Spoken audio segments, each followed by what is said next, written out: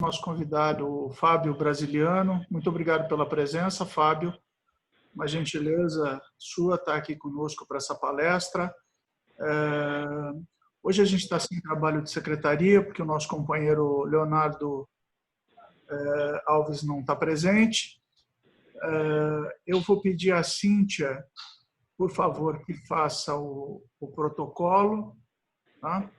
E aí eu vou pedir, a posteriori, que o Bruno faça a apresentação do nosso convidado, que foi trazido por ele. Então, fica um abraço e boa tarde a todos e obrigado. Cíntia, por favor. Boa tarde, companheiros. Nossa reunião ordinária do dia 30/10, né, último dia do mês. Hoje teremos a presença, né, do palestrante Fábio Brasiliano, do Ministério do Meio Ambiente do Brasil, com o tema Governança Corporativa e ESG. Bom, como destaques dessa semana, tivemos no dia 26, o Dia da Cruz Vermelha e Dia do Trabalhador da Construção Civil. Dia 28, né, dos cristãos, Dia de São Judas Tadeu e Dia do Funcionário Público. Dia 29, corroborando com a nossa campanha, né, capitaneada pela Dulce, Dia do Nacional do Livro, Fundação da Biblioteca Nacional no Rio de Janeiro. Dia 30, hoje, o Dia do Comerciário. E amanhã, o Dia de Todos os Santos. Como aniversariantes, tivemos no dia 26 a senhora Maria Elizabeth Leme, mãe da companheira Daniele, e hoje o Jairo, que é o nosso grande querido marido da Dart e foi nosso ex-presidente. Bom, presidente, acho que por hoje é só. Acho que esse é o trabalho do protocolo. Obrigado, Cíntia. Como sempre, perfeito. Cumprimentando o presidente Fábio Yuc, do Rotary Clube São Paulo Barueri. Fábio, eu estou te vendo aqui, mas você está sem agora sim. Bem-vindo, obrigado por participar da nossa reunião conjunta, tá? Vocês são sempre bem-vindos aqui. Seja presencial, que agora a gente está meio ainda deficitário, ou virtual, tá? Venham sempre que quiserem, você e todos os companheiros. Ok? Passando a palavra para o nosso Presidente, um minutinho, por gentileza. Me desculpe a falha de não destacar a presença do Rotary Clube de Barueri, que transferiu a reunião para a nossa reunião ordinária. Tranquilo, falha nenhuma. Como está todo mundo virtual, está tudo meio no improviso, está todo mundo meio que se virando. Se fosse num sistema normal, o presidente Fábio teria chegado há mais tempo, feito a sua fichinha, então não tem falha nenhuma. O importante é que todo mundo se reúna para uma reunião gostosa, é isso que conta. Tá? Então, bem-vindo a todos os companheiros do Rotary Clube São Paulo Barueri, na presença do presidente Fábio Yuc, como eu acabei de dizer, sempre muito bem-vindo.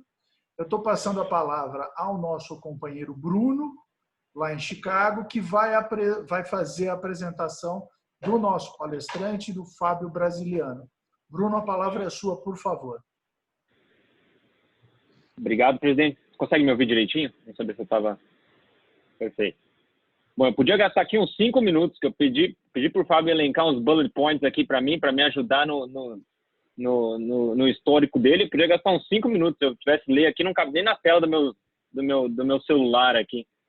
Mas como o Fábio, a gente trabalhou junto, acho que lá em 2006, 2007, quando eu comecei minha carreira na Price, e a gente vem se conectando, eu diria, desde então.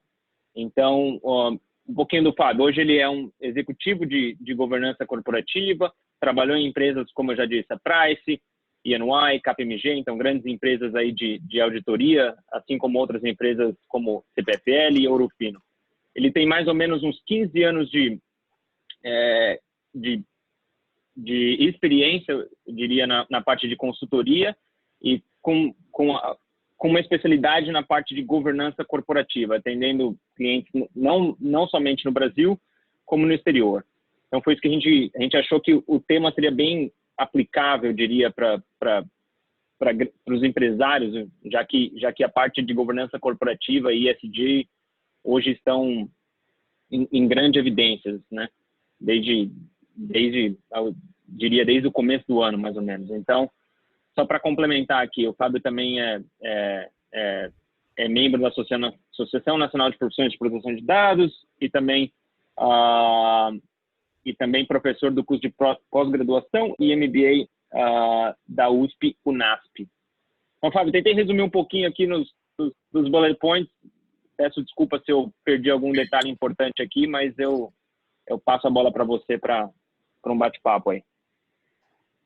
Bruno e colegas, presidente Rogério, presidente Fábio, eu agradeço muito a oportunidade de estar aqui com vocês nessa tarde, né, poder participar dessa reunião. E quando o Bruno me procurou, foi uma honra mesmo poder passar alguns minutos aqui com vocês, compartilhando sobre esse tema que eu particularmente gosto bastante, que é governança corporativa, ESG. O Bruno comentou, não teve prejuízo nenhum, viu, Bruno, na questão do currículo aí, enfim. Nem é o foco da apresentação a gente ficar discutindo currículo e experiência. Mas o Bruno, como ele comentou, a gente trabalhou juntos lá em 2006, 2007, iniciando a carreira aí no mundo da auditoria e consultoria. Então, tenho um carinho muito especial por ele, por todos os nossos colegas aí dessa época, e não podia, né, não havia como recusar esse convite. Eu também, hoje eu atuo, né, estou à frente de uma das diretorias do Ministério do Meio Ambiente, estou aqui em Brasília hoje, né? Como eu trago essa bagagem de governança corporativa e de gestão, sou administrador por formação, e recebi o convite no último mês de julho para integrar a equipe aqui e liderar um dos departamentos do Ministério aqui em Brasília. Hoje eu estou aqui no meu apartamento em Brasília, porque o Dia do Funcionário Público, a nossa companheira Cíntia comentou bem, né? Ele foi na quarta-feira, dia 28, mas o governo migrou aí o descanso referente a esse Dia do Funcionário Público, emendando aí o feriado todo aí junto com esse Dia do Funcionário Público. Mas, sem mais delongas, eu vou projetar a minha apresentação. Vocês me ouvem bem? Tá chegando bem aí o áudio? Tudo tranquilo? Eu vou projetar aqui, então, e a gente já entra no tema desta reunião. Eu preparei aqui alguns slides e a gente já começa a falar aqui do tema. Vocês estão vendo a tela aí? Já apareceu?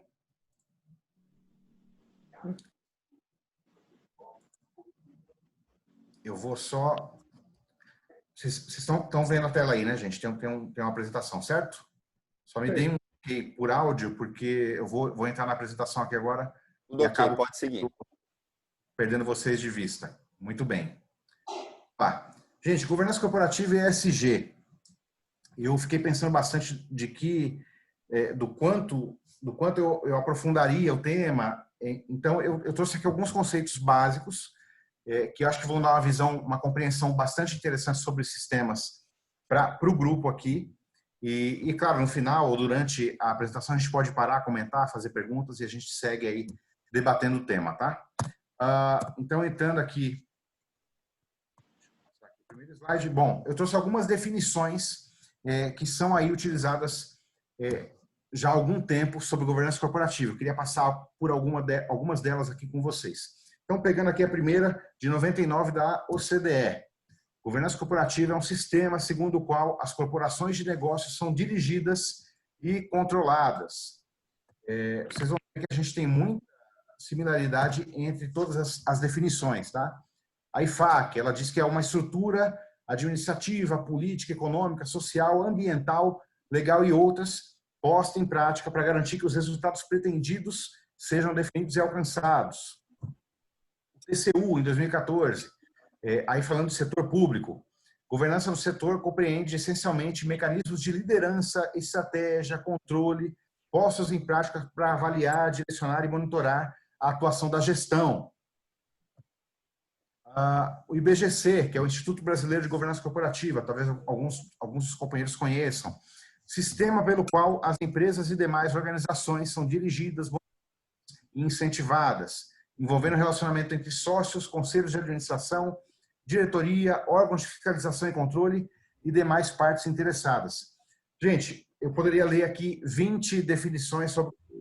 A gente não foge dessa linha de principal que é administrar a transparência, interagir com os diversos públicos de relacionamento, aí, públicos de interesse da organização, stakeholders, né, como a gente usa bastante no mercado, conjunto de processos, costumes, políticas, leis, regulamentos, instituições, relações entre diversos atores, como eu comentei, objetivos. Então, a gente pode até trazer aí, se a gente traz uma visão de empresa aberta, né, uma empresa pública listada na Bolsa, isso envolve também acionistas, conselho de administração, comitês, funcionários, fornecedores, clientes, bancos, credores, instituições reguladoras e por aí vai. E uma final aqui, né, que fala desse conjunto de mecanismos e regras que se estabelecem e pelas quais a gente traz controle, traz gestão de capital aberto, enfim, instrumentos para monitorar e responsabilizar gestores e por aí vai. Eu sei que essas definições são bastante abrangentes, talvez, né, e talvez vocês já tenham se deparado com elas, mas elas, novamente, se resumem em um conjunto de práticas, um conjunto de mecanismos, talvez, de áreas, de interações que visam nada mais do que garantir que a organização atinja os seus objetivos. Então, eu gosto de resumir bastante que governança corporativa, ela permeia tudo.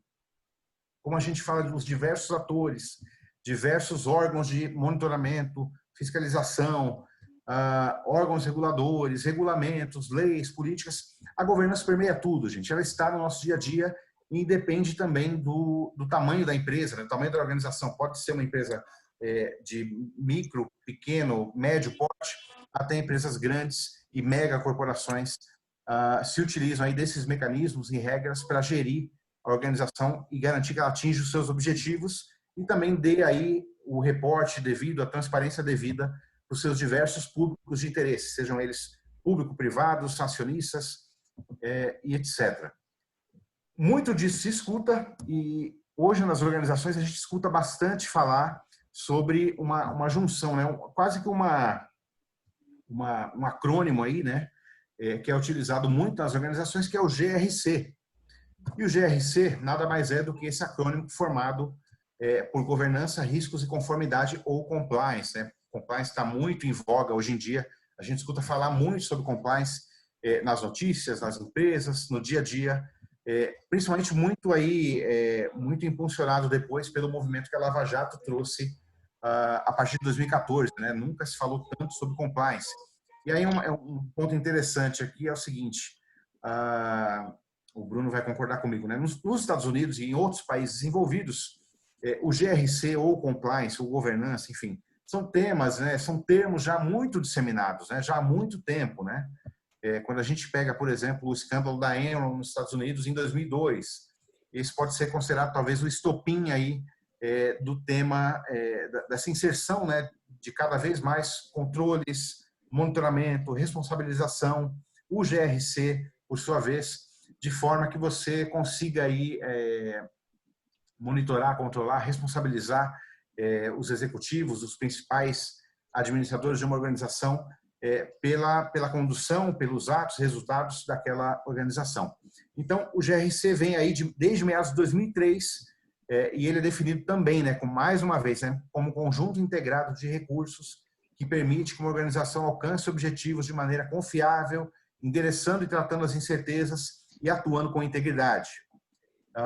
Em 2007 foi publicado esse artigo pelo Scott Mitchell, né, que definiu aí o GRC como um conjunto de competências complementares.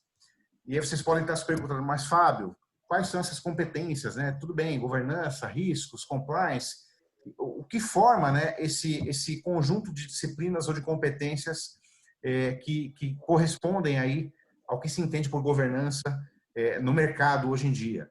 No mercado, eu digo no mercado em geral, tá? Público, privado, isso se aplica de maneira geral.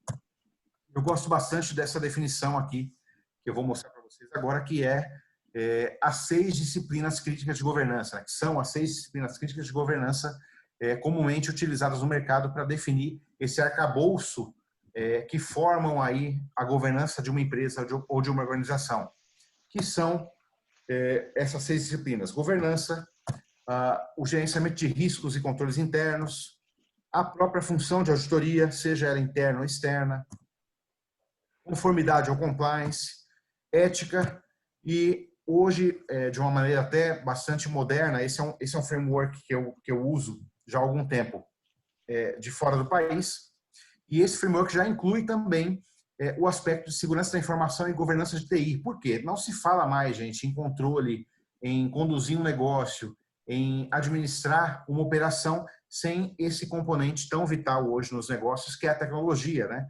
Hoje, cada vez mais, dependemos da tecnologia para operar, para no aspecto financeiro também. Hoje, a tecnologia permeia tudo, por assim dizer. E aspectos de segurança da informação, governança de TI, estão cada vez mais sendo olhados, cada vez mais sendo desenvolvidos para proteger uma organização e para fazer com que esse mecanismo todo funcione de uma maneira íntegra, de uma maneira bastante também protegida, né? Hoje, como a gente depende muito de informação e tecnologia, não se fala mais numa estrutura de uma organização sem o componente tecnológico, né? Que hoje tornou-se extremamente estratégico para qualquer organização. Eu gosto bastante dessa definição que eu trouxe aqui. O sucesso na adoção de uma abordagem GRC para ambientes complexos requer camadas de proteção interdependentes para garantir que a organização atinja os seus objetivos, né? Então, o componente da governança, enquanto ela endereça incertezas, toda a gestão de riscos, todas as respostas aos riscos que a gente estabelece, age com integridade, aí está o componente aí de compliance e ética, e avalia objetivamente e de forma independente também processos e controles com a função de auditoria. Então, isso, talvez se você trabalha numa empresa, se você atua numa empresa que é talvez de pequeno, médio porte, você talvez, alguns desses conceitos talvez sejam novidade. Mas se você atua numa empresa de grande porte, uma corporação, uma multinacional, mesmo um ente de governo, uma instituição pública, isso já é um pouco mais disseminado, um pouco mais parte do dia a dia. Mas, basicamente, gente, novamente, né, todo mundo, às vezes a gente escuta, não, governança corporativa, tudo isso que você está falando, Fábio, é para empresas gigantescas, né, que têm recursos para investir numa estrutura tão robusta. Mas não necessariamente, tá, gente? A gente consegue ver e aplicar parte desses conceitos com muito sucesso e muita tranquilidade em qualquer empresa, em qualquer porte de investimento, etc. Vindo aqui, nós temos um modelo no mercado hoje, já disseminado já há algum tempo, né? Acho que, se não me engano, desde 80 ele já é utilizado aí com alguma frequência, que é o modelo das 3 linhas de defesa. O modelo das 3 linhas de defesa nada mais indica do que o papel de cada grupo de atividades de uma empresa. Esse desenho que está na tela agora é o desenho antigo, mas eu gosto bastante dele porque ele é bastante didático. Na sequência eu vou mostrar o modelo atualizado, tá? Quem é a primeira linha de defesa de uma empresa ou de uma organização, gente? É quem efetivamente executa o negócio. As áreas fim de uma empresa, as áreas que estão ali na linha de frente, gerando negócios, gerando recursos, enfim, conduzindo a empresa de uma maneira geral. Quem é a segunda linha de defesa? São aquelas áreas que definem padrões, né? A primeira linha de defesa vai conduzir o negócio, vai tocar as operações da empresa, mas ela vai se guiar por uma série de padrões, uma série de controles, uma série de diretrizes que são definidos geralmente pela segunda linha de defesa. E você tem ali, né, o controle financeiro, a controladoria, por exemplo, aspectos de segurança da informação e patrimonial, riscos, qualidade, inspeções, conformidade ou compliance, também entra aqui na segunda linha de defesa, porque eles definem os padrões pelos quais a primeira linha vai atuar e vai conduzir o negócio. A terceira linha de defesa seria aí representada pela auditoria interna, que é quem tem o papel de avaliar tanto o bom funcionamento, a boa prática da primeira e da segunda linha de defesa. Então, a auditoria interna ela tem esse papel de macro, de avaliar como a empresa está atuando. E aí buscar melhorias. Não é no sentido policialesco, tá, gente? É mais no sentido de garantir que as áreas estão atingindo os objetivos, que a primeira linha está seguindo os parâmetros que foram definidos pela segunda linha de defesa. Então, tem todo esse controle acontecendo e a auditoria interna dando uma visão tendo uma visão bastante prática e independente de como tudo isso funciona e está estabelecido, desenhado dentro da organização. Eu trouxe aqui, e eu gosto bastante desse desenho, porque ele traz, inclusive, o aspecto de órgãos externos. Então, aqui na lateral direita aqui da tela, nós temos o papel da auditoria externa, que é um ente externo à organização que vem e avalia como aquela estrutura, como aqueles resultados estão acontecendo e sendo aí conduzidos de uma forma independente. E, eventualmente, quando é aplicável, né, quando se tem aí a necessidade, nós temos também a figura do regulador, né, órgãos reguladores, agentes reguladores, que também fazem uma avaliação daquela entidade ou daquela organização para saber se ela está cumprindo as regras daquele setor específico. O que é interessante? Lembram lá daquele desenho que eu trouxe aqui no slide anterior, o GRACE-IT. Eu parti do GRC, que contemplava ali somente governança, riscos e conformidade, e abri esse leque agora para um novo acrônimo englobando essas 6 disciplinas, tá? Governança, riscos, auditoria, conformidade, ética e também o componente aqui de tecnologia, IT. Onde é que eu encontro esses componentes, essas disciplinas, no modelo das 6 linhas de defesa? Eu tenho aqui, na alta administração, na mais alta camada aqui da organização, o aspecto da governança. Eu tenho aqui, na segunda linha de defesa... Deixar sujo aqui, minha mulher me mata. Eu tenho auditoria interna e auditoria externa com a função, esse componente, né, essa disciplina de auditoria também representado aqui. Eu tenho aspectos de compliance e ética aqui nesse componente da conformidade. Eu tenho também o controle financeiro, controles internos sobre as demonstrações ou de uma maneira geral, né, controles internos financeiros e não financeiros. Então, é possível visualizar essas disciplinas de uma maneira geral dentro desse modelo das 6 linhas de defesa, um modelo bastante disseminado e bastante didático para a gente saber quem faz o quê.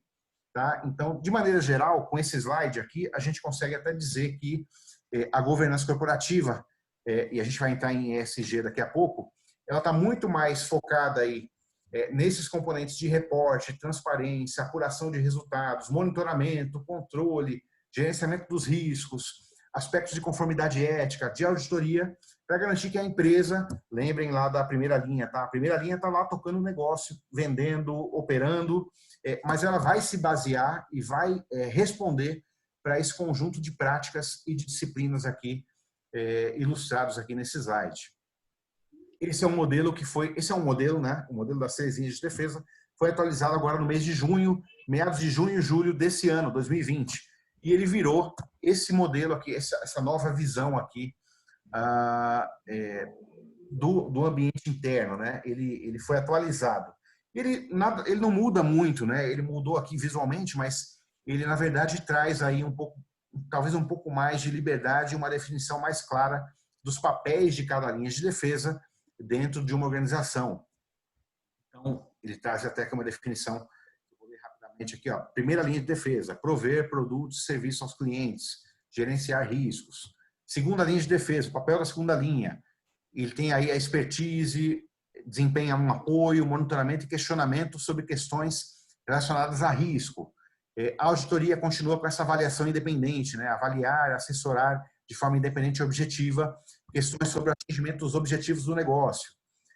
Os prestadores externos de avaliação, sejam eles empresas de avaliação de aspectos de qualidade, auditoria externa, com foco aí muito contábil fiscal, órgãos reguladores, são agentes externos de avaliação que contribuem aí para avaliar esse todo desse ambiente de governança aqui dentro das organizações. E as linhas de reporte, né? A gestão, primeira e segunda linha, ela tem o papel aí, tem essa linha de reporte para a alta administração. E a auditoria interna, vejam que interessante, a auditoria interna ela somente se reporta para a camada mais alta da administração, justamente para ter esse papel de independência, poder comunicar resultados sem nenhum tipo de prejuízo ou de perda de objetividade, de independência em relação às demais áreas da empresa. Até aqui, está tudo claro, pessoal? Eu sei que é bastante informação e eu falo muito, viu? Então, No final a gente vai poder debater aí um pouco algumas dúvidas, aplicabilidade, etc. Mas vão tomando nota aí e a gente fala um pouquinho mais sobre as dúvidas no final da palestra.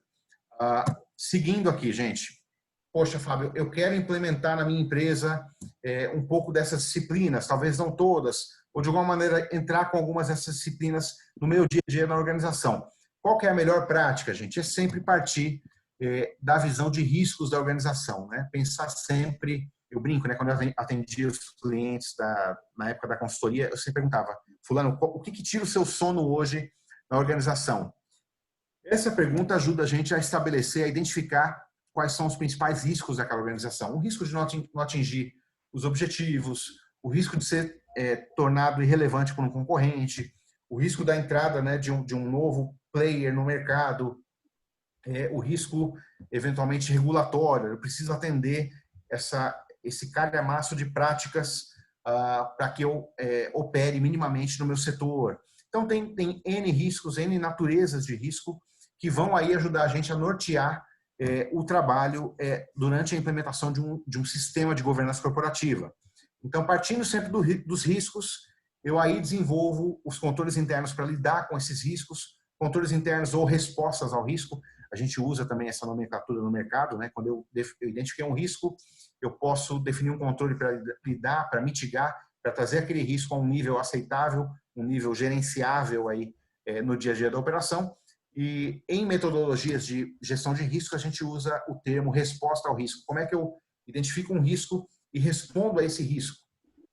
Da mesma forma, eu tenho questões de compliance e questões de ética, permeando toda a organização. Eu tenho o aspecto tecnológico, segurança da informação, cyberataque, cibersegurança. Hoje isso está muito em voga, a gente vê verdadeiros ataques acontecendo, a gente tem a cada semana aí novas notícias de ataques, vazamento de dados. Então, isso é muito estratégico hoje para qualquer organização.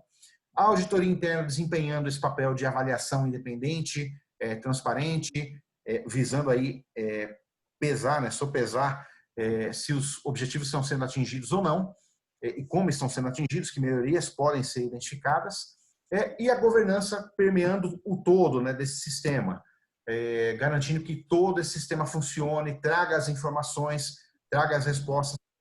Os públicos de interesse, ou os agentes aí, os stakeholders, como a gente costuma dizer, né, estão aí sendo informados, abastecidos com informação, tendo informação para tomada de decisão correta, tempestiva.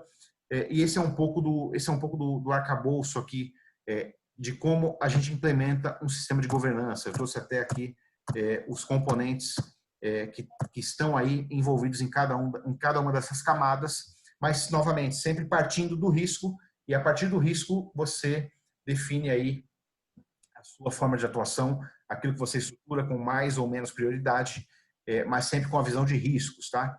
Eu não trouxe aqui nessa palestra hoje, mas um componente bastante importante para o sucesso de qualquer implementação de um sistema de governança corporativa é também você pensar não somente no risco, mas também na estratégia da empresa, né?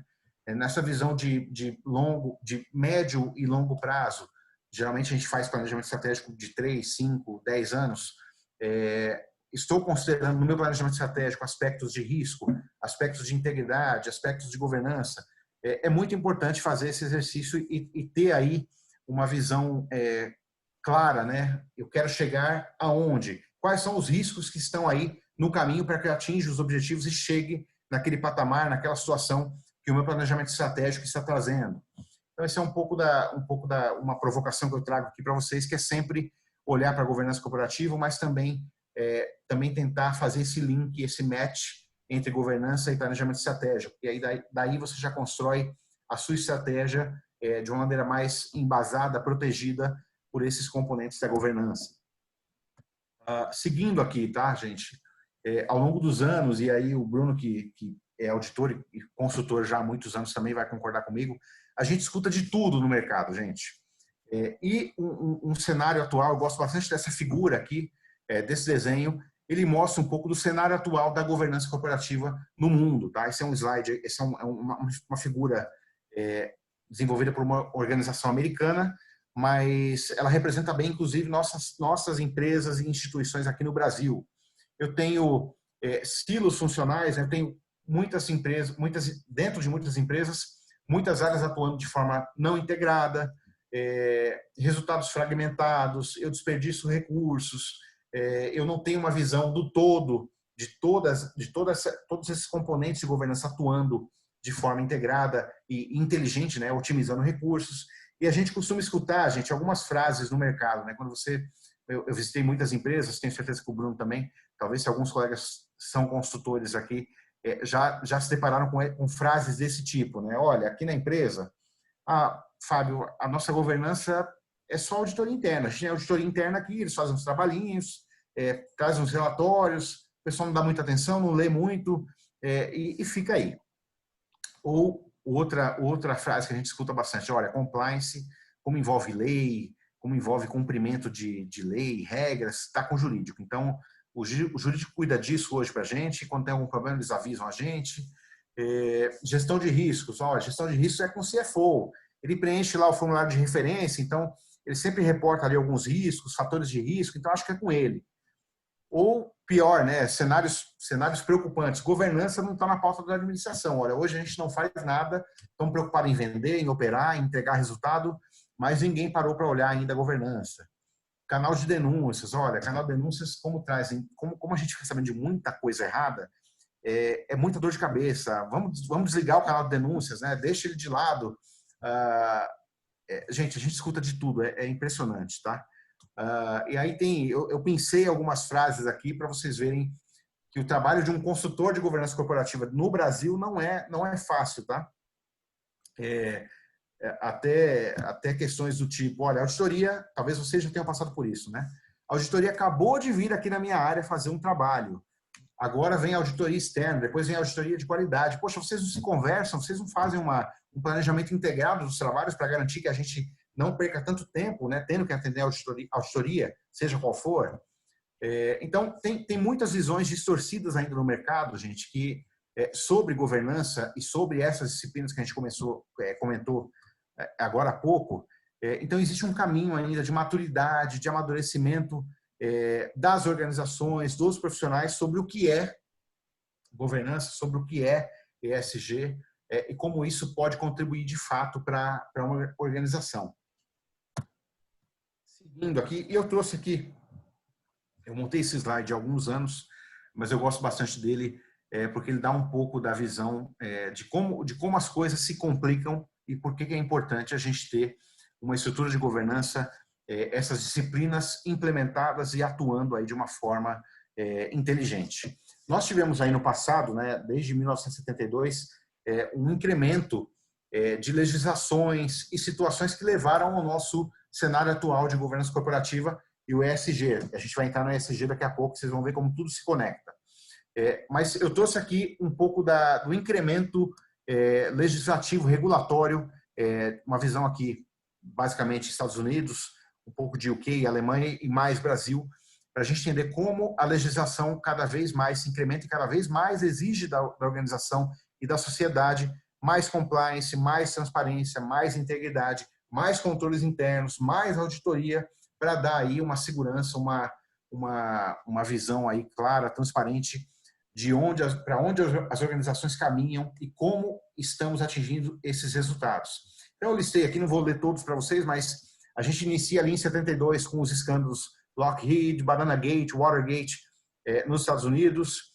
Já em 77 é promulgado o FCPA, a Lei Anticorrupção Americana. Ali em meados do final de 2001, 2002, explode o escândalo da Enron e culmina aí com a falência, né, a dissolução da Arthur Andersen, que era uma das maiores empresas, era a maior empresa de auditoria do mundo e foi envolvida nesse escândalo, acabou envolvida nesse escândalo e foi aí, passou aí, virou um caso, né, um caso bastante emblemático no mundo da auditoria, dos controles internos e do compliance, porque a gente diz que foi o início de tudo, porque a partir desse escândalo da Enron, a gente teve aí a promulgação da Lei Sarbanes-Oxley, aí caminhando um pouco mais, tivemos a crise financeira mundial em 2008, ali, aquela questão dos subprimes nos Estados Unidos. Ainda em 2008, as fraudes apuradas ali no Lehman Brothers, que culminaram aí, né, na dissolução do banco, uma instituição de quase 200 anos, centenária americana, que caiu aí por conta de questões de compliance. O Banco Central do Brasil, já em 2008, fez a sua primeira publicação aí relacionada a controles internos, gestão de riscos e compliance para instituições financeiras. Em 2010, nós temos o Bribery Act, né, o UK Bribery Act, que é a lei anticorrupção para o Reino Unido. E assim vamos. Em 2013, a nossa lei anticorrupção brasileira é publicada. Em 2014, nós temos aí a CGU também lançando o selo Proética, muito alinhado à lei anticorrupção. Em março de 2014, todos lembram, todos viram as notícias, estoura a Lava Jato com força total, né, com operações aí envolvendo empresários, políticos, algo até então, assim, de alguma forma, uma novidade no país, né, uma operação dessa proporção, voltada aí para questões de desvios e fraudes em contratos públicos, principalmente. E por aí vai, gente. Esse caminho de incremento da legislação e dos aspectos regulatórios voltados para controles, governança, riscos, auditoria, compliance, isso vem se incrementando, né? A gente vê aí nos últimos quase 50 anos aí de legislações sendo desenvolvidas e sendo incrementadas, buscando cada vez mais, cobrando das empresas e organizações em geral, mais controle, mais transparência, mais compliance. Eu acho que esse é um caminho sem volta. Acho que cada vez mais a gente vai ter muito mais requerimentos, muito mais requisitos para que a gente atue e conduza os nossos negócios de uma forma íntegra, transparente e bem controlada, para garantir o sucesso, não só o sucesso do negócio, mas o sucesso também de quem resolve investir naquele negócio, os públicos de interesse, novamente, né? Quem se relaciona com aquela empresa ou com aquela organização acaba sendo beneficiada quando a gente tem um ambiente interno bastante controlado, bastante bem desenhado, né? bem composto, com sistemas de governança bastante maduros. Todos se beneficiam. E não somente nós temos esse incremento regulatório ao longo dos anos, mas com certeza vocês já viram aí, ouviram falar do mundo VUCA, né? Que é um mundo volátil, incerto, complexo e ambíguo, né? Cada vez mais nós temos mais desafios tecnológicos, sociais, ambientais também, por que não?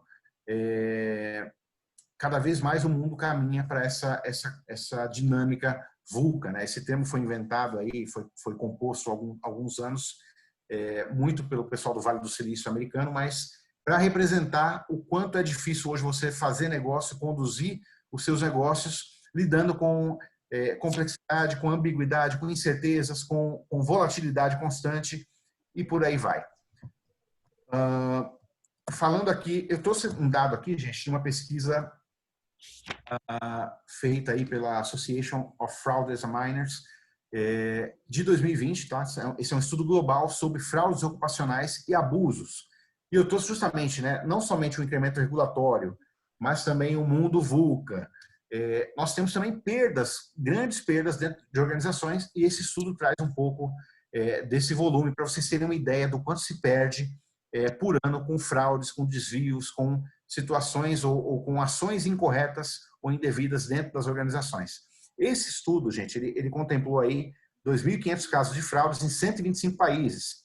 E ele estabelece aí, traz essa informação de que quase 5% da receita das empresas por ano se perde com fraudes e desvios. Isso, considerando aí o mundo todo, a estimativa do estudo, ele tem uma perda estimada aí mais ou menos 4,5 trilhões de dólares que são perdidos para fraudes todos os anos no mundo. Gente, é um número bastante absurdo, né, se a gente for pensar. E quando você olha para dentro da sua organização, da sua empresa, você pensa, não, Fábio, talvez na minha empresa, não sei se esses 5% se aplicam, né? Será que 5% da minha receita está sendo perdido de alguma forma para fraude? Será que eu tenho fraudadores dentro da organização? E, gente, o estudo traz essa estatística e, por experiência, eu não sei se o Bruno pode comentar depois, a gente vê, sim, nas empresas, mesmo em grandes empresas bem estabelecidas, multinacionais, a gente vê muitas situações que levam aí a perdas de uma grandeza absurda. E eu trouxe um dado aqui da mesma pesquisa que estabelece aí as perdas típicas por região, né? E aqui na nossa região, América Latina e Caribe, a gente tem aí perdas estimadas anualmente que variam de $50 mil a $1 milhão.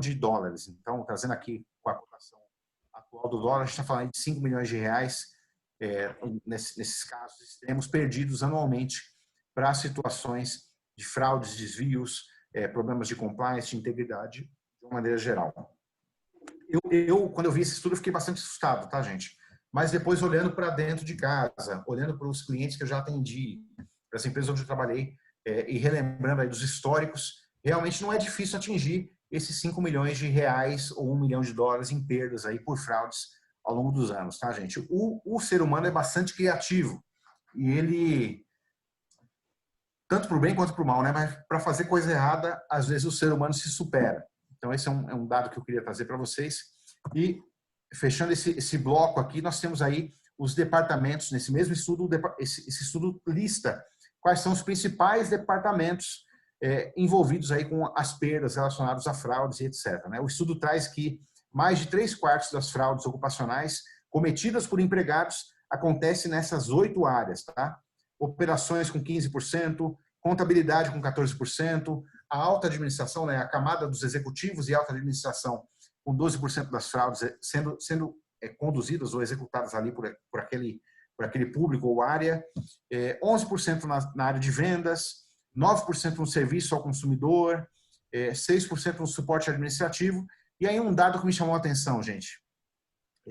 Vejam só, 5% das fraudes apenas ocorrem na área financeira e 5% na área de compras. Né? Quando você chega numa empresa e vai falar sobre preocupações com relação ao desvio de dinheiro ou desvio de recursos, a gente sempre tende a pensar em compras, sempre tem muita fraude, historicamente, o comprador recebendo uma bola, a gente escuta bastante isso. E financeiro também, né? Olha, desviou dinheiro, não pagou, transferiu, enfim.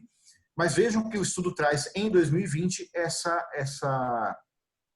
esse percentual, né? Essa estatística, dizendo que apenas 5% acontece nas áreas financeiras e apenas 5% acontece nas áreas de compras. Né? Nós temos a principal camada aí para fraudes cometidas por empregados, por profissionais, colaboradores das empresas, nas áreas de operações e nas áreas contábeis, e também aqui, né, essas 3 principais linhas, as 3 primeiras linhas aqui, com os executivos e alta administração cometendo as fraudes. Então, um dado que eu queria trazer para vocês, que justifica, pessoal, porque é importante nós termos uma área, mecanismos de governança bem estruturados, bem desenhados e atuando aí em conjunto para prevenir e para, de alguma forma, coibir fraudes e desvios nas empresas. E aí, gente, a gente traz uma visão aí desejada, uma visão estimada, né? Um estado futuro das práticas de governança, dado todo esse contexto de cada vez mais legislações e requerimentos estabelecidos em lei, cada vez mais desvios, né? Perdas milionárias por conta de fraudes e desvios, o mundo cada vez mais incerto, ambíguo, volátil e complexo. A gente quer sair desse estado da governança atual, que é essa atuação fragmentada, competições entre as áreas, recursos não otimizados para fins de governança, complexidade às vezes não necessária, custo alto de manutenção ou implementação dessas funções de governança. A gente quer sair disso para um estado onde a gente consiga integrar de forma inteligente, com recursos otimizados, com cada profissional, cada célula ou disciplina atuando de forma integrada, respondendo às preocupações da administração. A gente quer caminhar para esse estado futuro, tá, pessoal? E aí eu vou pedir para o Bruno comentar depois, mas na minha experiência, tá, mesmo tendo atendido grandes corporações multinacionais no Brasil e fora do Brasil, são poucas as empresas e organizações que caminham hoje para um desenho ou para essa atividade integrada, inteligente, otimizada dessa visão do sistema de governança, tá? Então, isso é um alvo ainda a ser perseguido, um alvo a ser atingido. A gente vê, sim, caminho, espaço para que as atividades de auditoria, de gestão de riscos, de compliance, elas sejam integradas, complementares, elas tenham uma estratégia de governança integrada e discutida em conjunto, que ela responda às preocupações da área financeira, das áreas de suporte ao negócio, e tragam aí informação de qualidade, né, gente? A gente não quer, não pode ter mecanismos de segurança, de proteção das empresas atuando de forma fragmentada. Eu gosto bastante de um exemplo, né? Pensem na defesa de um país, né? Não seria muito melhor se a gente tivesse, e a gente fala muito, isso é muito bombardeado pela mídia, né? Pensem na defesa de um país. Seria muito mais interessante a gente ter as Forças Armadas, no geral, integradas com a polícia, que se integra com as forças internacionais, e aí tem uma visão, um sistema monitorando aspectos de segurança de um país. Aí eu estou falando um país, mas pode ser uma cidade, pode ser até um evento internacional. A gente ouviu falar muito disso, vocês vão lembrar, na época da Copa e na época das Olimpíadas aqui no Brasil. Poxa, precisamos de uma célula de inteligência que congrega informações de todas as polícias, informações de fora do país, para a gente garantir que o evento ocorra de forma segura. Dentro de uma organização, de uma empresa, é a mesma forma, gente. Cada vez que eu tenho um órgão de proteção ou um órgão de defesa da empresa, né, atuando para um lado, um outro para outro lado, as áreas não se conversam, não se integram, eu não compartilho resultados, eu não uso tecnologia também para estimular e para fomentar os resultados. Eu acabo tendo uma atuação desfragmentada. A gente volta para o desenho anterior. A gente quer fugir disso e caminhar para essa visão integrada, inteligente, otimizada da integração aí das disciplinas de governança dos diversos atores, aí, áreas que se conectam, que interagem para a proteção de uma organização. E aí entramos em ESG, gente. O ESG, nos últimos meses, aí, nesse ano mesmo, talvez muito provocado aí pela questão pandêmica, voltou à tona aí o tema da sustentabilidade.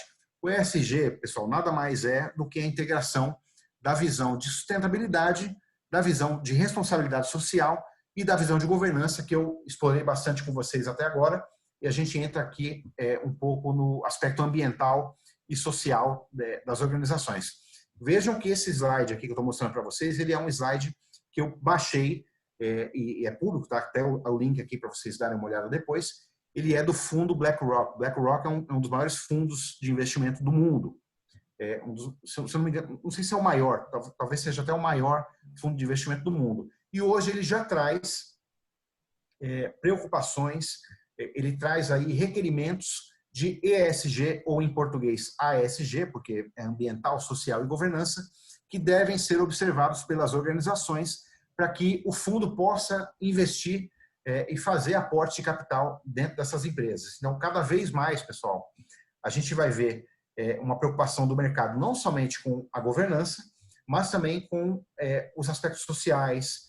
Como é que eu trato a minha responsabilidade social enquanto empresa? Como é que eu devolvo para a sociedade um pouco daquilo, como é que eu reparto talvez um pouco de tudo aquilo que eu recebi via lucros, via interações, e trato questões como condições de trabalho, exploração infantil, diversidade, interação com a comunidade, aspectos de saúde, segurança. Como é que eu interajo, eu, empresa, organização, como é que eu respondo para essas questões da sociedade com a minha atuação. Da mesma forma, o aspecto ambiental. Todo mundo aqui acompanhou, alguns anos atrás, aquele boom da sustentabilidade, né? Nós vamos criar a área de sustentabilidade, vamos elaborar um relatório de sustentabilidade com as nossas práticas. O aspecto ambiental, ou o E de environment, do ESG, nada mais é do que, de fato, essa atuação sustentável, preocupada com o impacto das operações nos recursos naturais, água, emissão de gases, carbono, que resíduos que eu gero e como eu trato tudo isso, né? Como é que eu diminuo ou reduzo, né, o impacto que a minha empresa, a minha operação tem sobre o meio ambiente. Gente, o ESG, que agora voltou com força total nesse ano a ser comentado, a ser debatido, os fundos de investimento no Brasil e fora do Brasil fazendo questão de cobrar das instituições, das empresas, um plano de ação para cada uma dessas atividades, desses macro temas. Isso voltou com força total, gente. E aí é importante desmistificar agora o que é o ESG. O ESG nada mais é do que a atuação integrada dessas frentes de trabalho, eu vou chamar assim, tá? O que a gente vê no mercado hoje, tá? E eu vou pedir para o Bruno comentar também depois, porque a visão dele é bastante apurada e ele traz também para a gente a visão lá dos Estados Unidos. A gente vê áreas de sustentabilidade bastante atuantes, bem desenhadas, bem definidas. Nós vemos alguma coisa de responsabilidade social, algumas empresas com mais atividades, menos. Algumas empresas até fazem algumas ações de responsabilidade social e eventualmente não divulgam, mas isso existe de alguma forma no mercado. E a governança, que eu comentei com vocês, que ainda temos um caminho aí de maturidade, mas que existe principalmente em empresas abertas, empresas de grande porte, empresas multinacionais. Isso já está bem estruturado, já até um ponto quase que vencido. Mas o que a gente não vê no mercado, tá, gente? A gente não vê uma atuação integrada, uma atuação que considere, olha, o meu arcabouço ESG, assim como a gente tinha aqui nessa visão as áreas de governança fragmentadas, não atuando de forma integrada, e a gente busca isso, a gente não vê esses componentes aqui do ESG ainda atuando de uma forma tão bem integrada.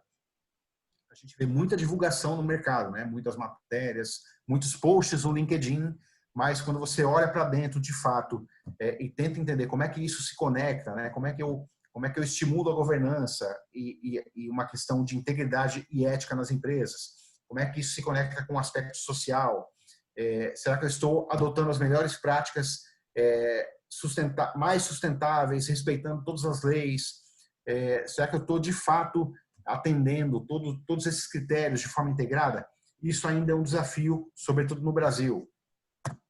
Esse outro framework que eu trouxe aqui é de uma outra instituição financeira, eu deixei ali o link também, que traz um pouco do que ela espera ver nas organizações em que ela investe quando ela pensa em ESG. E aqui esse é um slide bastante didático, porque ele traz aqui um pouco do que é esperado ver em cada um dos componentes. Então, quando a gente fala do aspecto ambiental, o environment aqui, a gente pensa em estabilidade climática, no uso racional e sustentável dos recursos naturais, na gestão de resíduos, né, do lixo, aquilo que eu produzo e eu preciso destinar de alguma forma com cuidado para que isso não impacte o meio ambiente. Como é que eu inovo no aspecto ambiental, né? Será que eu estou pensando em novas linhas de produtos, em novas formas de tocar o meu negócio que não impactem o meio ambiente? Da mesma forma, a gente vê aqui o aspecto social, muitas vezes dentro de uma gestão ali das áreas de recursos humanos. Como é que eu faço a gestão do capital humano? Será que eu tenho diversidade na minha empresa? E aí diversidade no aspecto mais amplo mesmo, tá? Desde pessoas com alguma deficiência até para questões de gênero, isso é bastante amplo, né? É um aspecto bastante amplo. Cadeia de valor social, como é que eu devolvo e interajo com a sociedade, com a comunidade ali onde eu estou inserido. E da mesma forma governança, não vou me deter aqui com muito tempo, mas transparência, aspectos anticorrupção e antissuborno, como é que está a estrutura da governança corporativa, como é que eu faço a gestão dos meus riscos.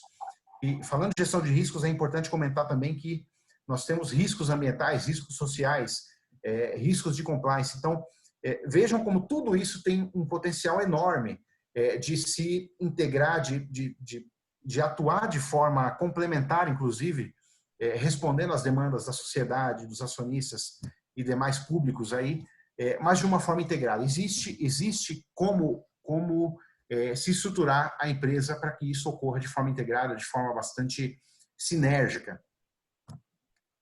E eu trouxe aqui um resultado de um estudo aqui, foi feita uma pesquisa pela Deloitte há algum tempo, falando aí do caminho que as empresas nacionais estão seguindo em termos de implementação de governança, de comprometimento com aspectos éticos, ambientais, sociais, e os resultados são bastante interessantes, né? Vejam que as empresas que compõem o fundo ali, o índice IGC da Bolsa de Valores de São Paulo, elas têm uma melhor performance em termos de resultado, em termos de retorno para o acionista, do que o próprio índice Ibovespa, né? Esse estudo foi até 2017, mas nós temos aí uma percepção clara, uma noção clara, né? Uma constatação, talvez, de que quando eu invisto em práticas de governança, em práticas ambientais e sociais, com mais critério, com mais desenvolvimento, com mais cuidado, talvez, eu tenho esse retorno, ainda que muitas pessoas pensem que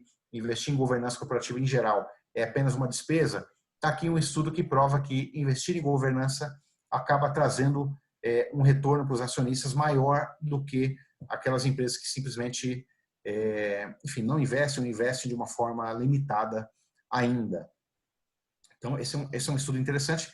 Depois eu vou circular a apresentação, eu vou mandar para o Bruno a apresentação e eu vou pedir para o Bruno compartilhar, porque aí tem os links aqui na apresentação, vocês podem dar uma olhada nos estudos com um pouco mais de profundidade e complementar aí o estudo, o debate dessa tarde.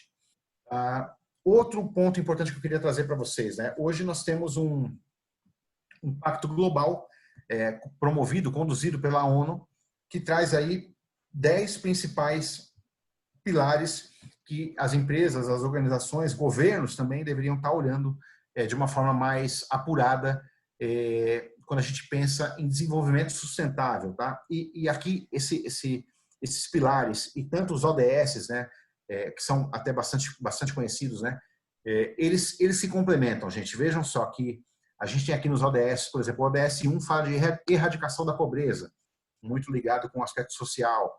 Fome zero e agricultura sustentável, social também. Saúde e bem-estar. E por aí vai. Nós temos também o ODS 16, que fala sobre paz, justiça e instituições eficazes. Muito relacionado à compliance, integridade, transparência das organizações. Nós temos os ODS também relacionados a meio ambiente, saneamento, o ODS 6, energia limpa e acessível, vida na água, vida terrestre, ação contra a mudança global do clima. Vejam como tudo se conecta, gente. Esse material é do Pacto Global, né? Vocês podem acessar depois, são os 10 princípios do Pacto Global, que podem ser aplicados com mais ou menos profundidade em qualquer organização, né? Eu posso assumir o compromisso na minha empresa de tomar ações de reduzir a fome, por exemplo, fazer ações ou me envolver com uma entidade que promove ações de combate à fome. Eu posso também implementar as minhas práticas de governança para garantir que a minha instituição seja eficaz, íntegra, transparente. E por aí vai, gente. A gente poderia ficar aqui a tarde inteira falando sobre como implementar na minha empresa, nas suas empresas, independente do porte e setor, como é que a gente faz esse link entre os Objetivos de Desenvolvimento Sustentável e esses 10 pilares aqui do Pacto Global para desenvolvimento sustentável e para uma sociedade mais íntegra, mais transparente, mais socialmente responsável e mais preocupada também, comprometida com o meio ambiente. E notem, né, isso aqui está com a gente, né, está conosco profissionais de qualquer empresa, de qualquer porte, segmento. A gente pode sim se envolver, se engajar nesses temas e começar a fazer a diferença ali onde a gente atua, ali naquele ambiente onde a gente está inserido. Eu gosto bastante dessa frase, gente. A gente está caminhando para o encerramento da apresentação, mas eu gosto bastante dessa frase porque ela resume bem por que a governança corporativa faz sentido. Essa frase é do Mervyn King, ele foi um economista britânico, ele foi o chefe de governança do Banco da Inglaterra. E ele diz o seguinte: é claro que uma boa governança corporativa faz sentido. O nome do jogo para as empresas do século XXI será desempenho com conformidade. Eu adoro essa expressão, desempenho com conformidade. Porque eu preciso, sim, entregar valor, entregar retorno para o acionista, ter bons produtos, ter um bom volume de vendas, mas eu tenho que fazer tudo isso, gente, com conformidade. Eu tenho que respeitar as leis, eu tenho que garantir o compliance da minha empresa, eu tenho que ter uma instituição íntegra, eu tenho que respeitar e pensar no impacto ambiental e social da minha empresa. Então, nós temos que ter, sim, desempenho e vamos buscar cada vez mais isso, mas sempre pensando em conformidade, pensando no compliance, pensando em como eu faço, como é que eu conduzo os meus negócios de uma forma bastante consciente, e socialmente responsável, ambiental e socialmente responsável. E olhando, né, quando eu estava me preparando para a apresentação, eu estava dando uma olhada nos materiais do Rotary e eu achei algumas declarações bastante pertinentes. E aí já quero parabenizar vocês também por todo esse trabalho que vocês fazem, todas as iniciativas, porque eu vejo que governança e ESG, de uma maneira geral, está muito relacionado, muito intrínseco à atividade do Rotary Club, de uma maneira geral, tá? Por quê? Eu trouxe aqui a definição que está no site de vocês, né? O Rotary é definido como uma organização de homens de negócio e profissionais unidos do mundo inteiro que prestam serviço humanitário, olha aí o aspecto social, fomentam um elevado padrão de ética em todas as profissões, novamente, governança, compliance, integridade, e ajudam a estabelecer a boa vontade e a paz no mundo. Olha que interessante, tem total link, vocês já estão atuando aí nesse espectro do ESG já desde o início do Rotary. Outra coisa, a missão do Rotary, servir ao próximo, difundir a integridade, promover boa vontade, paz, compreensão mundial por meio da consolidação de boas relações entre líderes profissionais, empresariais e comunitários. Gente, eu achei fantástica essa missão, essas definições, porque tem tudo a ver com aquilo que a gente falou sobre governança e ESG. Isso já está muito relacionado, está muito latente na própria cultura e na existência, nas práticas do Rotary. E, por fim, a visão estratégica do Rotary, né? Juntos, vemos um mundo onde as pessoas se unem e entram em ação para causar mudanças duradouras em si mesmas, nas suas comunidades e no mundo todo. Gente, eu me despeço aqui, né? Encerro a apresentação aqui com essas definições, com essas declarações que eu achei excelentes e pertinentes e muito atuais. E eu deixo aqui, né? Faço a provocação para cada um de nós aqui, né? Como está estruturado o ESG nas nossas empresas, né? Onde nós atuamos, como é que a gente está olhando para tudo isso no nosso dia a dia. E deixo aqui os meus contatos. Eu quero agradecer novamente ao Bruno pelo convite, a oportunidade de estar aqui com vocês, ao Rotary Clube de São Paulo, a Avenida Paulista. Para mim foi um prazer muito grande estar aqui os meus contatos. Eu vou circular a apresentação para o Bruno poder compartilhar com o grupo. E eu abro aqui, então, agora eu vou parar aqui a transmissão dos slides.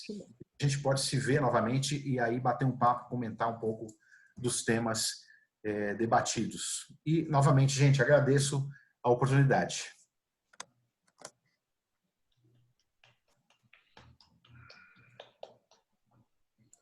Falei demais, né? 1 hora falando aqui, Bruno.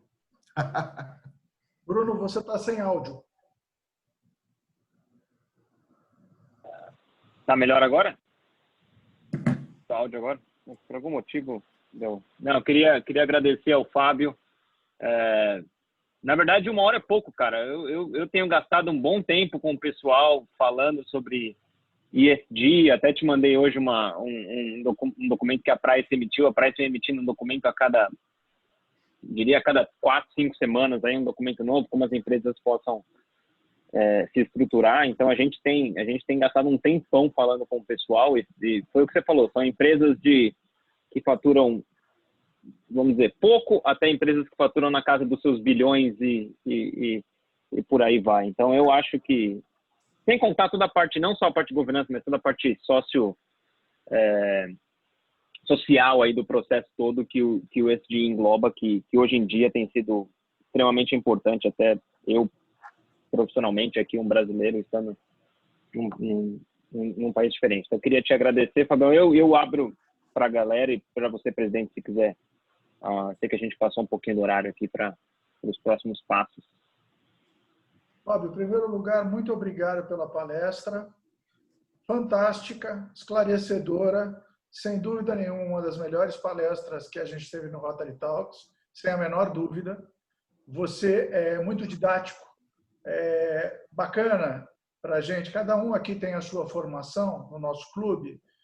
Eu sou advogado, você tem engenheiros, você tem pessoas de todos os vieses, mas é muito bacana a gente conseguir, uma linguagem simples como você fez, dar uma compreensão de um assunto tão complexo.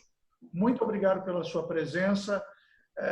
O aspas, passar da hora, é prova da coisa fantástica de quando a gente está dando aula, que termina a aula, os alunos não levantam. Muito obrigado.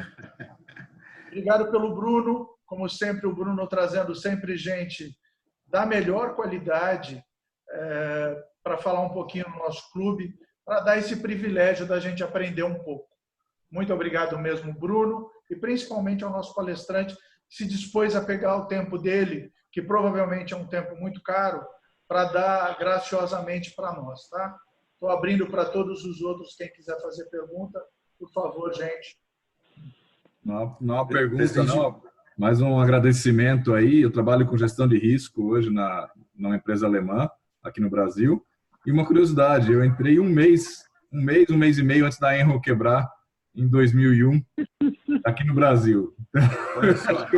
Acho que eu conheci esse sistema bem. Uma história, Rodolfo. Eu saí de Brasília para vir para a empresa aqui em São Paulo. Um mês e pouco depois ela estava quebrando pela quebra americana da Enro. Foi uma experiência assim única, acho. Depois eu fui para a Electro, que era da própria Enro, mas deixou de ser, né? E aí eu segui minha vida. Mas foi uma interessante a experiência. Muito obrigado pela palestra. Rodolfo, obrigado pelo feedback. Presidente também, obrigado pelas palavras tão gentis, viu? Eu fico muito feliz de poder ter agregado e trazido aí algum esclarecimento, alguma visão até mais prática, né? Porque a gente vê muita coisa na mídia e fala, poxa, o que esses caras estão falando, né? E não é para ser esse bicho de sete cabeças, né? Claro que é trabalhoso, tem muitas nuances, mas é algo que poderia estar no dia a dia de todas as empresas, né? Então, eu faço questão sempre de expor isso nas aulas e nas palestras, que cada um de nós pode se engajar a qualquer momento. Então, e o Rotary é prova disso, né? Vocês estão aí engajados já há um bom tempo em pautas relevantes, importantes, que vão contribuir, né? Sempre contribuindo para a sociedade como um todo. Então, agradeço novamente, presidente. Foi um prazer enorme. É um prazer também ter você conosco. Presidente Fábio Yuki, Rotary Clube Barueri, todos também, microfone aberto para todos que quiserem perguntar. É como se fosse um clube só a presença de vocês. Tá? Então, sintam-se muito confortáveis também. Aqui tudo é muito democrático.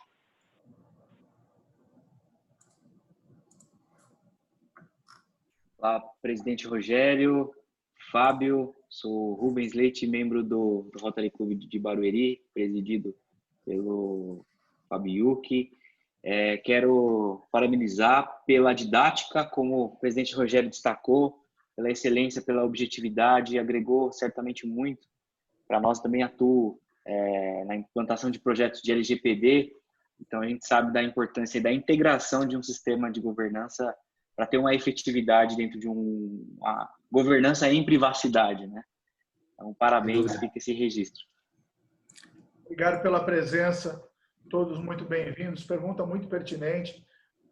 A gente tem alguns professores aqui no nosso clube e a coisa mais mágica que pode ter uma pessoa que transmite informação é conseguir. A mágica não é o transmissor, é o receptor. Como as pessoas conseguem compreender. Você é profundamente didático. E é o que você falou. As pessoas, às vezes, até pela não compreensão, o juridiquês, o economês, né, criam uma mística de alguma coisa que deveria ser acessível a todos. Poder compreender aquilo, não ficar limitado a uma pequena parcela da população ou das pessoas. Uma forma de você transmitir conhecimento e cultura é fazer com que aquilo que você quer comunicar, uma área técnica, seja compreensível. E nesse aspecto, você conseguiu. E o Bruno, ele tem um dedo de ouro que todas as pessoas que ele nos traz realmente são extremamente didáticas. Isso é muito bacana, é fundamental, é impressionante como as pessoas mistificam determinados assuntos. Não só na minha área jurídica, como em outras tantas, porque a pessoa que está ensinando ou transmitindo tem dificuldade nessa didática. Então, você é muito acessível, é muito confortável. Eu queria aproveitar para te fazer uma pergunta. como advogado, a gente tem muita consulta no escritório sempre, indicações para profissionais da área de compliance nas empresas. 90% da nossa clientela é jurídica, 80%. A gente tem um 10% e as pessoas físicas. Por que essa ligação tão forte do compliance, do entendimento de compliance com a área jurídica? Presidente, eu creio que seja basicamente pelo fato de, quando a gente fala em conformidade, né, pensa-se muito em conformidade com o quê? Com leis, principalmente, né? Eu acho que essa associação é a primeira que fazem. Só que o compliance ele é mais amplo. Eu posso, quando eu avalio o compliance dentro de uma organização, eu penso em compliance também com leis, eu penso em compliance com práticas, com políticas, procedimentos, com aspectos regulatórios que eventualmente não são leis, mas tem força de lei, né? Eventualmente. Eu acho que essa associação vem daí, né? Pensou em compliance, tem essa ligação com o jurídico. E nos últimos anos, presidente, o Bruno talvez concorde comigo, o Rubens também. A gente trabalha com compliance já há muito tempo, muito antes disso virar moda. A gente sempre olhou, enquanto auditor, sempre olhamos a conformidade dos processos, procedimentos, de uma maneira geral. Então, eu acho que muito após aí, pelo menos aqui no Brasil, né, após o estouro da Lava Jato, e aí pensou, olha, compliance, acordos de leniência, tudo isso acho que acabou associando na cabeça dos profissionais esse link entre compliance e jurídico. Porque, de uma forma geral, é para atuar de forma integrada de fato, né? Quando eu faço uma auditoria e identifico alguma situação crítica, eu vou procurar, naturalmente, os meus advogados para me apoiar, para me suportar e lidar com tudo isso. Então, eu vejo essa atuação muito integrada. Tanto presidente, que existem algumas empresas, para citar apenas uma, se não me engano, o Boticário, ele tem uma Chief Legal Officer que não é advogada. Mas debaixo dessa caixinha está tanto o jurídico quanto a área de compliance e alguns outros aspectos de governança. Quando a gente pensa em governança, um aspecto mais societário, envolve novamente o conhecimento jurídico. Quando a gente pensa em governança para entidades listadas na bolsa, tem todos os aspectos jurídicos muito complexos, né, societários, que demandam sempre a atuação de um advogado societário bastante experiente. Então, eu acho que esse link existe, é natural, e eu gosto muito de trabalhar, acho que talvez o Bruno concorde comigo, os outros colegas também, o próprio Rubens, aí com aspectos relacionados a LGPD, por exemplo. É lei, envolve tecnologia, envolve processo, então eu vejo que a gente precisa começar a trabalhar cada vez mais integrado, presidente. Jurídicos, profissionais de governança, profissionais de auditoria, profissionais de tecnologia, está todo mundo trabalhando junto para defender a organização. Acho que é mais ou menos por aí, presidente. Você sabe, você colocou um ponto que a maioria das pessoas não tem isso como referência, mas principalmente os jurídicos internos, que não é o meu caso, eu sou escritório externo, jurídico nas empresas, via de regra, é problema. É onde não, o jurídico diz que não pode, essa cláusula não dá, isso aqui não vai passar. Então, é muito interessante, uma coisa que talvez vocês, auditores, não tenham, é que depois de consultar muito o jurídico interno, os administradores, gerentes, diretores vão para o jurídico externo. Escuta, me disseram que não pode, será que vocês aí dão um jeito?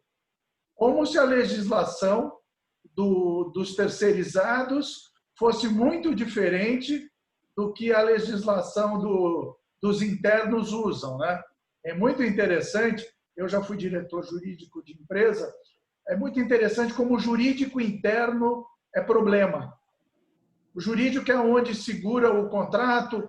Não, mas o jurídico diz que está faltando documento. Não, mas precisa fechar o contrato amanhã. Então, é muito interessante como o jurídico, normalmente o interno, ele é visto como mais um departamento e um departamento onde tudo para. É muito interessante esse viés. Eu tenho um monte de engenheiro aqui no clube que pode testemunhar isso. O pessoal de vendas foi lá, correu, os engenheiros fizeram tudo o que tinha que fazer, correram atrás, precisa, por exemplo, fechar a obra, e o jurídico não deixa, o jurídico está atrapalhando. É muito interessante essa...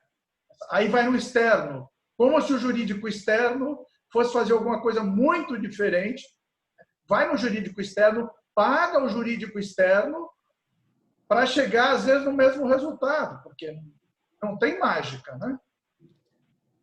Presidente, a gente escuta também no mercado, eu não coloquei ali a frase, né, que geralmente a área de vendas diz que a área de compliance é a área de prevenção a vendas.